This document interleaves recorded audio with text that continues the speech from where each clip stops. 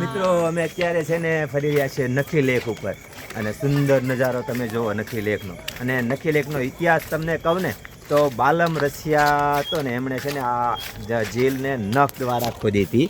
અને બાલમ રસિયા છે ને એ શિવ શંકર અને પાર્વતીનું રૂપ કહેવામાં આવે છે.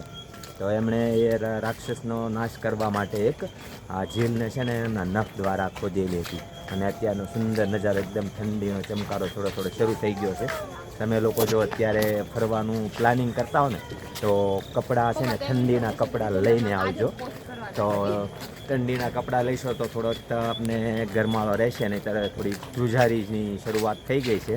અને મસ્ત નજારો છે, ફરવાલાયક સ્થળ સુંદર અને ખૂબ ઊંચાઈ પર મતલબ 1700 મીટરની ઊંચાઈ સુધીનો અહીંયા છે હિલ છે, હિલ સ્ટેશન છે.